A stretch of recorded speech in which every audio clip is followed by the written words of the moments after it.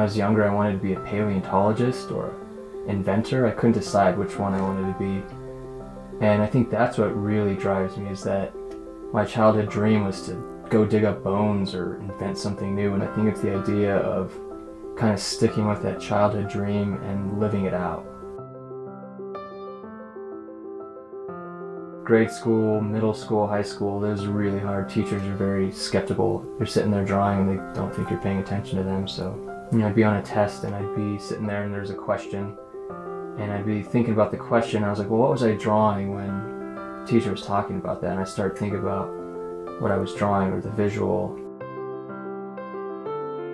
When I first went into college, I really wanted to study biology. I had aspirations to go into veterinary medicine and also had an interest in zoology.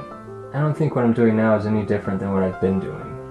I've always done art, I've always had some sort of creative side project, whatever it may be. The reason why I think I chose biology was just on an intellectual level. I've always had, kind of a need for knowledge, and the need for knowledge kind of spurs me to create, whether it's human, animal, any sort of organism. Is just very beautiful. There's lots of geometry and symmetry, and it's kind of a very, very meticulous piece of artwork. So there's a lot of, inspiration I can get from that. You look at an anatomical figure or drawing or musculature or nervous system, and there's just so much that you can extrapolate from that. And most artists who are creating or trying to create a world, they're living in their own world all the time. Their gears are constantly turning, their mind's constantly throwing ideas at them. I think by creating some of your artwork, you kind of bring people to the place that you're at. I created this piece that was like this T-Rex skeleton with these little people and workers putting together this enormous skeleton. The people are completely unproportional to the skeleton. I think that kind of emphasized almost the dreaminess, almost like the fantasy of my own dinosaur.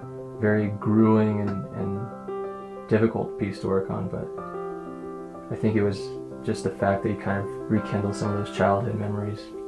I really want to mix art and biology. I want to find this road where I can converge. They're almost extremes in a way. Like at one point in the classical era, Darwinian age, they're very tied in, naturalists that go out and they find new species of butterflies, so they draw it out with these very detailed drawings. So at one point you had to be an artist to be a scientist.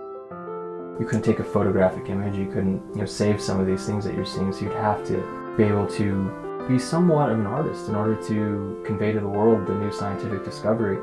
And somewhere along the modern era, it's kind of diverged into this very distinct paths. And I kind of want to smash my path, put those two back together.